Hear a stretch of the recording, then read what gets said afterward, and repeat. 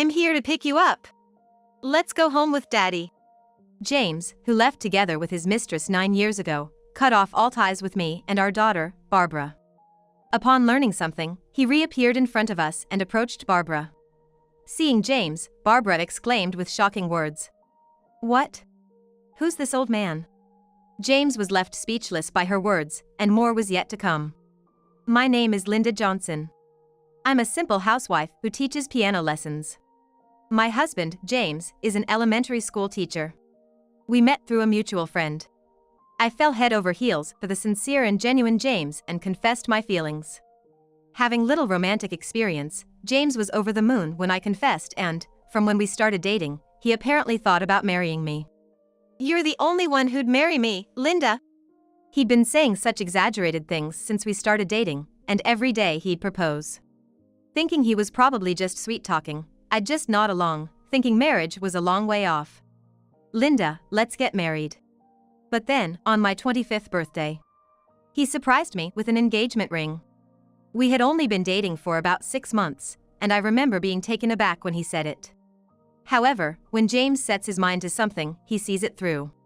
I was young, and back then, I really wanted to get married, so one thing led to another and I accepted. However, my parents were strongly against our marriage since we hadn't even been together for a year. Both were working abroad, rarely in the US, and were genuinely concerned for me. However, due to James' relentless pursuit, both my father and mother eventually gave in, and by the end of that year, we tied the knot. He's a teacher, known for his sincerity. They probably couldn't find any better reason to oppose other than their own concerns. Since his student days, James had been working diligently, saving enough money for the two of us. He even created a detailed budget, showing my parents how much we'd need for the future. I reckon if I were in my parents' shoes, it'd be hard to keep opposing at that point. "If you're going that far, please make sure to make my daughter happy. She's our most precious treasure, after all." With that said, the parents gave their blessing for the marriage. I thought I was about to embark on a happy married life.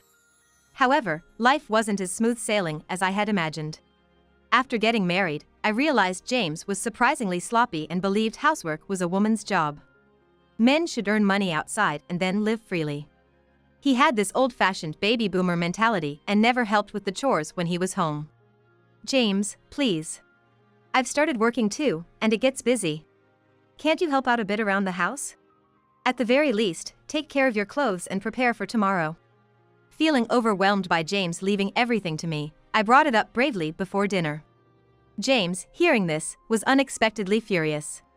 He lashed out with words I had never heard from him before. "What?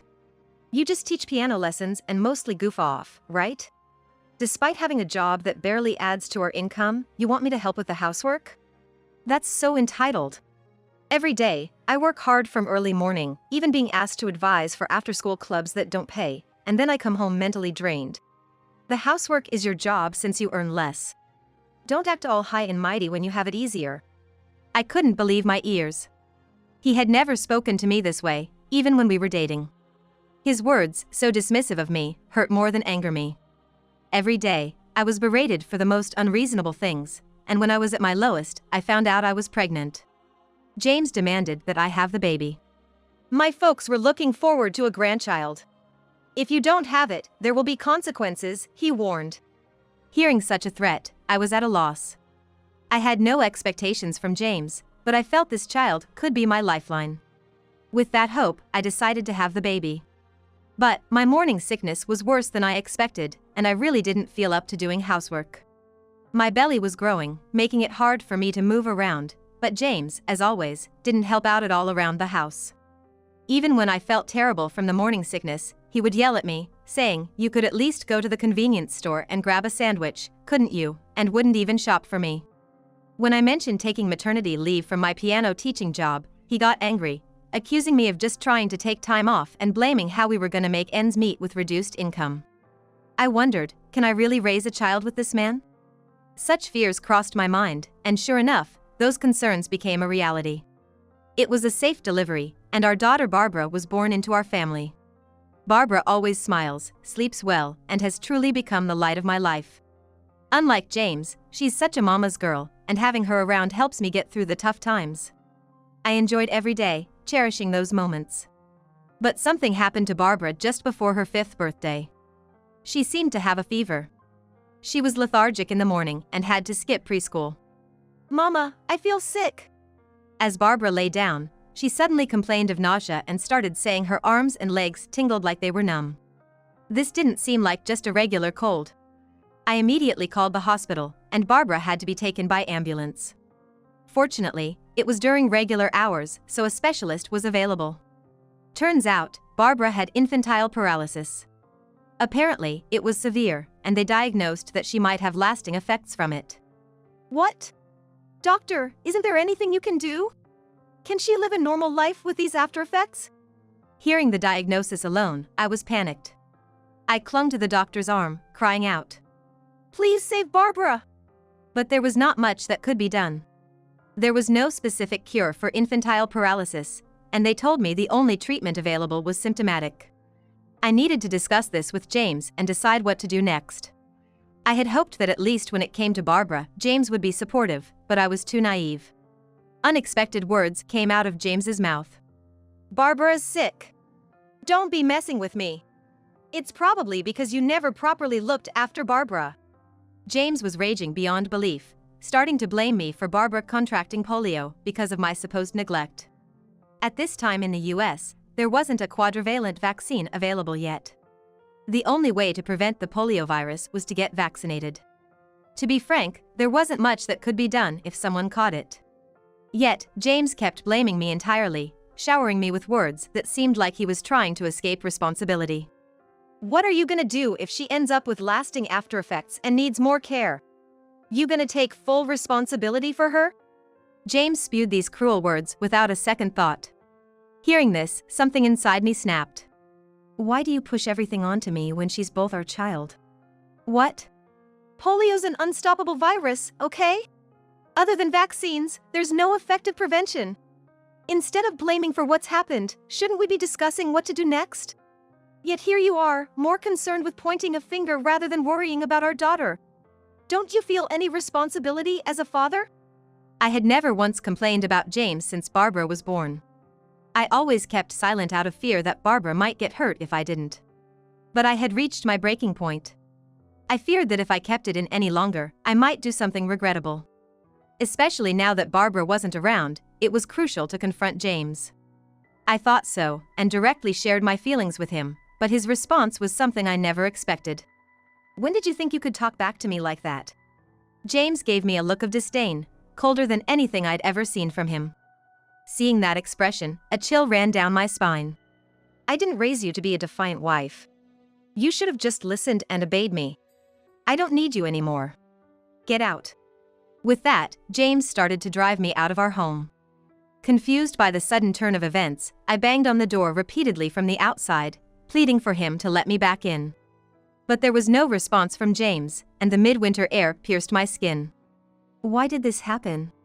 Tears overflowed from the sheer pain, and that day, I ended up returning to the hospital barefooted. I left my cell phone and wallet at home. The nurse who saw me turned pale and immediately tended to me. Warm blankets, a drink, and the kind words of the nurses. Tears streamed down my eyes as I felt the warmth of people around me.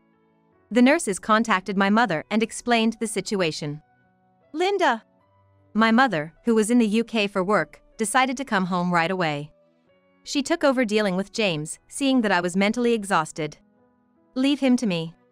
You just focus on Barbara. Right now, she's the one fighting the hardest. Pull yourself together." She revived my soul, and it woke me up. I'm not the only one who's hurting. Barbara is still fighting to overcome the virus. Holding on to Barbara's hand as she struggled, she squeezed back, albeit weakly. "I'm gonna fight on." Even without words, it felt like Barbara was telling me that. It made me realize I can't give up either. However, due to Barbara's severe polio, she had paralysis affecting her left lower half. She can move, but not freely at her own will. It's almost like she's numb. But her fever subsided, and she could talk properly. Barbara smiled as if to say she was okay. "Who cares about one left leg? This is nothing. Thanks to you for bringing me to the hospital so soon. Heck, I'll even undergo rehab to make this leg move more." So, Mom, please don't blame yourself anymore because of me? Barbara, now regaining her strength, seemed to have realized everything. There were times when I secretly left the room to cry, and I constantly blamed myself thinking, "It's all my fault." I was comforted as if she could see right through me. "Hey, Mom. Where's Dad? He hasn't visited once. Is he busy?" The moment Barbara mentioned her father, my heart sank. "Barbara, can you listen calmly?" I hesitated to tell the recovering Barbara the truth. However, I didn't want to hide anything from her. If she has to face a painful reality someday, I might as well tell her now. Gathering my thoughts, I told Barbara the painful truth. A divorce? Turns out, James had left Barbara and me to run off with his lover. When my mother went to James' house, everything was gone, except for my belongings. The only thing left on the table was a letter written about a divorce, and there was no trace of him other than that. When my mother tried calling James on the cell she'd given me, he coldly said, "Why would I care for a sick kid? I'm done with you. It's over between us." And with that, he hung up. Later on, when my mother visited his parents' house, they told her about James' current situation. Apparently, James had been seeing another woman for a while, and she got pregnant. Thinking of remarrying her out of responsibility. His parents apologized over and over, saying, "We're truly sorry for our foolish son." My mother talked to me about this, suggesting, "If you want to go to mediation and ask for child support, I'm all in." James' parents also agreed on this. However, I didn't want that. While I can't deny that I'm boiling with anger about everything, my mind is preoccupied with Barbara. I don't have the time to deal with such a deadbeat guy. I conveyed my thoughts to my mother, who, though frustrated, respected my decision. So, Dad cheated. Upon hearing the story, Barbara wasn't shocked. Instead, she thoughtfully uttered the word cheated. Thinking I might have upset her, I hurriedly looked into her face, and out of nowhere, she showed a chillingly bright smile. "In that case, Mom, I have a favor to ask." I was completely taken aback, feeling both scared and surprised by the situation. Listening to Barbara's words, she shared something shocking. 9 years later, Barbara entered 8th grade. She made a remarkable recovery and, after graduating from a special education school, started attending a public middle school. I opened my piano studio on my own. Now, I make a living out of it. Since then, we've faced countless challenges, but Barbara has been resilient, and I often find myself leaning on her for support. Just as I thought our smooth sailing days would continue, I spotted a stranger standing in front of our house. That day, Barbara and I were out shopping, and she was right beside me when I noticed the man. Wondering who he could be, we approached him, only to recognize him, and both of us wore expressions of shock. "I'm here to pick you up. Let's go home with Dad." To our surprise, it was James, the man who had abandoned us all those years ago, waiting for our return. Why was James at our home? More importantly, how dare he show up now after all this time? My anger and hatred surged instantly. Ignoring my evident discomfort, James tried to approach Barbara. "Don't you dare get close to her. Who do you think you are, acting like you're her dad now? What happened to your affair? Aren't you happy with your new family? Don't touch her with those filthy hands." Although Barbara has recovered, her left leg doesn't fully move. If James were to grab her now, she wouldn't be able to get away. Determined to protect her, I stood in front of James, not hesitating to confront him with biting words. "I don't need you. I came to see my daughter. Get out of my way." As he tried to forcibly move me aside, Barbara pulled my hand and, with a bright smile, delivered a shocking statement to James. Who's this guy? A friend of yours, Mom? He looks dirty and creepy. I wish he'd leave our house right now." "Huh?" Stunned by Barbara's words, James was left speechless. "It seems like you're referring to me as your daughter, but my only parent is my mom. I was told my dad passed away when I was young. I don't know you." Though I never told Barbara that her father had died, I quickly realized she was improvising on the spot. I was amazed by her quick thinking. Barbara didn't stop there.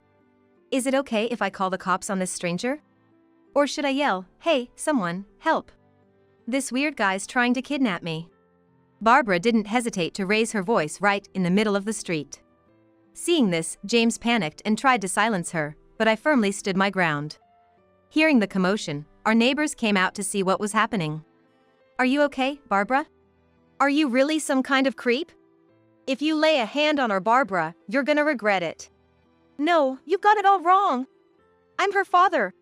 "You're my father?" Don't make me laugh.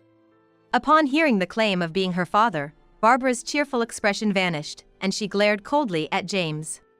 I don't have a father, and the only reason you're trying to contact me now is probably because of money, right? Ever since I became a singer-songwriter and started earning? Hearing her words, James was taken aback and seemed lost for words. After that incident, Barbara asked me if she could start taking piano lessons. Dad always told me to focus on my studies and not waste time on things like games, TV, or other hobbies. I should only study hard, he'd say. I later discovered that James had been pushing Barbara to excel academically, always trying to make her the best. Because of this, Barbara would secretly write letters to her friends and refrain from visiting them to avoid getting caught. If your mom finds out, she'll spoil you. So, let's keep this a secret just between the two of us. I remember him saying that. Looking back, it's so creepy. It's not right for a real parent to take away a child's freedom. I finally understood when I saw Barbara laughing mockingly. She hated her father more than I did for robbing her of her life. That's why she said those words to me back then. I love the way our mom plays the piano. When I grow up, I want to have a job related to the piano too. I'm gonna show everyone how wonderful the piano is. At the time, I didn't really get what she was talking about, but now I realized she was determined to prove James, who always mocked the piano, wrong. I realized for the first time that her words back then were filled with such ambition. Barbara was born with perfect pitch and had an extraordinary memory. Once she heard or saw something, she could remember it like a machine. Not only did she quickly memorize sheet music, but her piano skills also improved incredibly fast. On her own accord, she started voice training. Unsatisfied with just the piano, she began exploring various other instruments. On her days off, she'd perform with a guitar in front of the local train station and applied to numerous talent agency auditions. She used her challenges to her advantage, turning them into positive attributes. Because of her beautiful voice and the talent she exhibited at the young age of 14, she started getting offers from TV shows. Now, she tours all across the US as a singer-songwriter. You must be kidding. I came here purely to see you. Then why did you abandon us back then? As the crowd began to gather around us, I loudly recounted all of James' misdeeds for everyone to hear. When Barbara got sick, you abandoned us because your mistress was pregnant, didn't you? When things didn't go your way, you'd shout and throw things around. Haven't you always been the worst kind of person? And now you come here claiming to be a father? Give me a break. Barbara and I have long since erased the memory of ever having a father. Hearing these shocking revelations, the neighbors were disgusted with James, and they stood by me. This is the town where I, Linda, grew up, a place known for its strong sense of community and loyalty. Everyone here has treated Barbara as if she was their own child, helping raise her. To them, it felt like their child was being insulted. The crowd began shouting insults at James. I don't have a father. Why would I ever go back to a scumbag like you? I'm gonna live my life with my mom and friends. Never come back here, you womanizing piece of trash. With that, Barbara threw her bag and jacket to the ground, signaling for the crowd to chase James away. The neighbors shouted at James to get away from Barbara as he desperately clung to my feet. Linda. Please, help me. I admit I was wrong. From now on, I'll cherish you and Barbara. I'll spend the rest of my life making it up to you. Please, I'm begging you, forgive me. James was on his knees, begging and rubbing his forehead against the ground. But looking at him, I felt nothing but disgust. After everything he'd done, this man believed that a simple apology would absolve him. I wanted to show him that life isn't that easy, so I bent down, put on a wide smile, and motioned for him to lift his head. Look up, James. Linda. Please forgive me. Think I'd get back with a guy like you? Not in a million years. Please never mention mine or Barbara's name again. If you ever show up here again, I'll report you to the police as a stalker. James, thinking he'd be forgiven, looked up only to be met with my eerily cheerful smile, leaving him speechless. He seemed to realize the end was near, standing on the brink of despair. And with that, James walked away from us in a daze. The neighbors were relieved that nothing bad happened to Barbara and me. Some of them, aware of our painful past, even shed tears of sympathy. We'll be here for Barbara from now on, as her dad or big brother or whatever. You're a bit too old to be called a big brother, ain't ya? You got that right. Everyone laughed it off in a cheerful mood, and before we knew it, the atmosphere lightened, and Barbara's smile returned. Apparently, the reason James visited us that day was because Barbara was featured on a TV music show and he happened to see me there. He was able to find our house since our home also functioned as a classroom. A bit of digging easily revealed our location. Word has it, his current wife is quite the spendthrift, and his paycheck alone couldn't keep them afloat, so he came crying to us for help. Some folks just never change. Guess it's good we tossed him out when we did, Mom? Maybe I should write a new song titled Trash and vent about all our past grievances. Jokingly said, my daughter. As scary as it was hearing those words from her, seeing Barbara enjoy life despite our hardships made me feel a bit glorious.